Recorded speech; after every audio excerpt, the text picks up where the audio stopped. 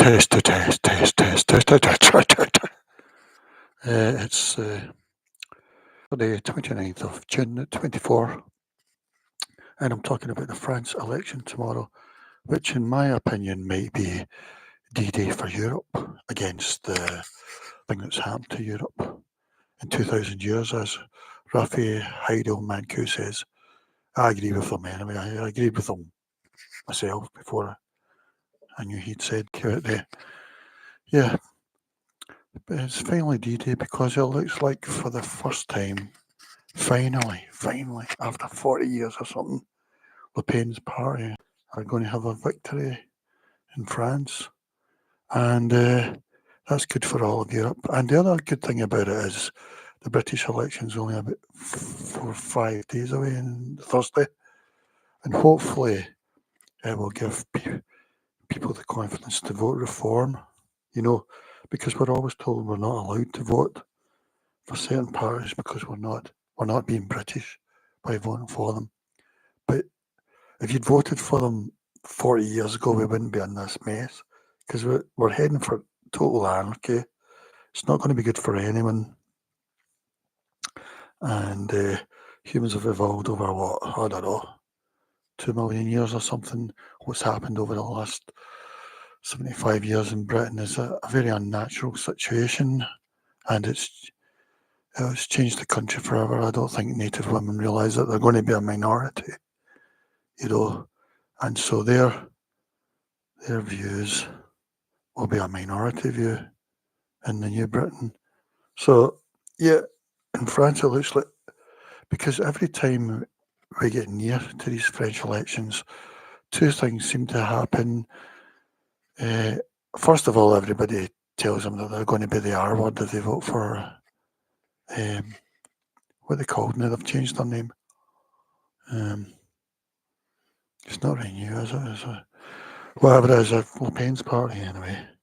First of all, they say that, and then at the same time, Marine Le Pen waters down her rhetoric and policies during the campaign, which really just weakens it. You've got to be honest about this.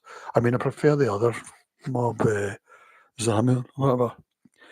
Keeping in mind that this is just a protest vote against one issue, But the ironic thing about the Le Pen's party is apparently they're socialist, really, but they've got weird things that they agree with. This is partly why I don't agree with party systems, because you're voting for party hampers, really, but they seem to be pro-Russia and they want out of the EU. I'm not bothered if they want out of the EU, and that's fair enough, but pro-Russia thing, it's just daft, really. Yeah, so I'm hoping tomorrow, because apparently, I think what's going to happen in the West is it's all down to the native women of Europe, and the group of women who made America and Australia, New Zealand, Canada desirable, especially to people who then go on to call them supreme, etc. That thing, and who desire to live there the most. Then they don't think they rule out continents that they don't want to live in, and you could say, are they being the R word by how they're choosing countries they want to go to? That's up to each person to wonder if that's the case. But yeah, so it's really the native women of France, and that apparently at the last election, really this is what makes these countries great, because they're the be nice people, the women of the West, and they've said be nice all these years. Things have changed, but it looks like in France, it's at some point they're going to go hysterical, in my opinion, because they're going to realise what they've lost, how the country's going to change, the whole West, and they're going to become hysterical about it. Apparently, I mean, a lot of women, Western women who go to the Maghreb and that on holiday, they don't come out of their hotels. Well, that's sort of what I've heard anyway. It's going to be like that in France and Britain and America as well. So, and it's going to be even worse, because we've got the whole mix of the UN's index of countries that don't do very well on women's rights, to put it mildly, and LGBTQT plus as well. So yeah, I'm hoping tomorrow's D-Day because we've been here before France many times, where during the election, the French, especially probably the women, native women, buckle because the traditional parties are saying if you vote for them, you're the R word, you know. But finally, I think the women are going to ignore them because we had an EU election there a month ago, and French women went from 21% of the vote in 2019 in the EU election. Le Pen's party got 21% of French women and 27% of men voting for her. But this time it's 30% of men and 33% of women. I mean, you think those women will be probably native French. That's maybe 80% over in France of the women are native. So that's an even higher. If you think they're all native, they're voting. That might be 45% of the native French women or something. So, yeah, and that's maybe why Macron called the election, because he just thought it's just going to get worse in 6 months' time. I think maybe that's why Sunak done it as well, Rishi. And it is ironic because I think if Le Pen does well tomorrow, which finally I think she will, you can never tell because they buckle in the end because they're scared of the R word. But if they do, then it might be bad for Rishi and the Tories because then it'll give native women, native British women, the confidence to vote with their hearts and vote reform, you know, as a protest vote. I really do hope so. So that's coming tomorrow. I mean, Le Pen only announced this like 3 weeks ago or something. They have a vote this week, and if there's more than 2 winners, it goes to another vote next week. This is their lower house in France, like our parliament, but it's not got as much power. I don't think their lower house because they've got a president and an upper house, I think, as well. But it's a start. So far, it's looking really good. It's looking because it looks as if they've got women on their side and the young. Apparently, I don't know how many it was, like 30% or 18 to 24-year-olds voted for Le Pen's party in the EU election a month ago, you know, which is amazing because usually even just the centre-right, you get under 10%, I think, among 18 to 24-year-olds. So that's great. And it's not a surprise, really, because they're really in the front line of multi, you know, and the way things have changed. They've went through school, every aspect of it, and they can see for themselves how it's going to go, you know. So that's really uplifting of the young and the women. So it looks like France might be finally the first country to finally put a stop to it. Oh, at least a start, you know. We all thought Maloney was going to do it in Italy, but she's not that good, really. And then we thought, oh, Netherlands with the PVV, but they've really struggled to get anyone to form a government with them. And the annoying thing there is they went from, during the election last year, I think it was, they went from about 12% to about 23% in the end. So a big change. I think native Dutch were just fed up.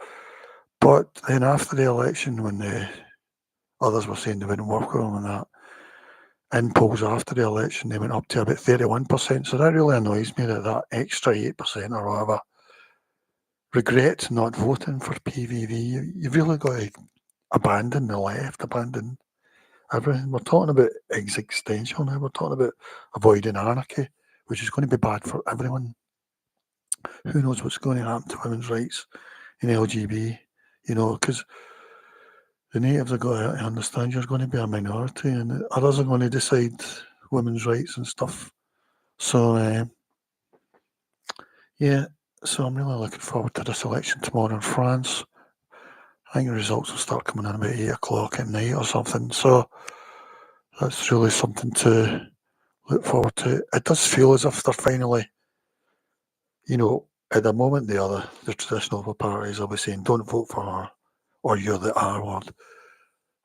Currently, it looks as if women and the young are going to ignore that. So I really do hope so. Because if you love France, you've got to try and save it, you know. So we'll see how that goes. And yeah, that's something. And I'm really glad that Macron's announced this election. I don't know what he was thinking. Maybe he just thought it'll be worse in 6 months' time. But yeah, because look, Marine keeps watering her stuff down. I mean, her dad was. This party had been around for 40 years or something, and we were hearing about them in the 80s, and they actually changed the electoral system for this. I think it used to be PR for this, but they changed it to a sort of first past the post so her dad couldn't get in. And here it is back to bite them, but 40 years too late, you know. I mean, it really is a tragedy. But, you know what? I think we need to look at sort of showing people how beautiful other bits of the world are, you know, beautiful warm homelands and stuff. It's not a pause is no longer enough, as far as I know, and none of them reforming anything have got a pause in mind. That's what's needed for now, anyway. I think they done it in America in 1925 or something. I'm not sure why. It stopped the European thing. It was first talked about around about 1919. I don't know, but it stopped for 40 years, really.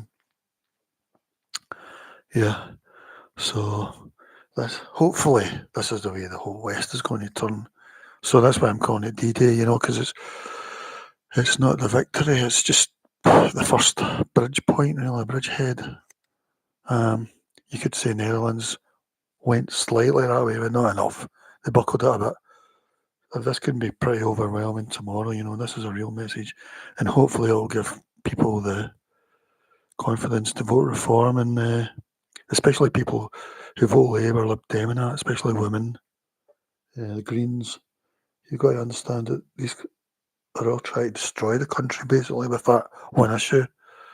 And they won't be in control of it in a few years anyway.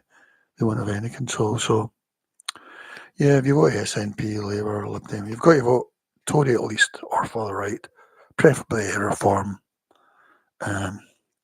Yeah, it'll be interesting to see how the reform go on tomorrow, next week, because the polls, quite a lot of them are all over the place. Labour's vote seems to be going down. It's in the low 30s now quite often. No, the high 30s. But that's a long way from 46% where they were. I mean, now they're lower than Corbyn in 2017. Corbyn got 40% then and 32% in 2019. It'd be great if Keir Starmer doesn't beat that, either of them. It wouldn't surprise me, you know. I've got in the cards it could be a hung election because people are underestimating how angry people are about this one issue, and there'll be secret reform voters, you know. George Galloway seems to think that. He says in Rochdale he feels that it's between him and reform. So we'll see how it goes, you know. It'd be great if it was a hung parliament or something. All right, I'll leave it at that for tonight.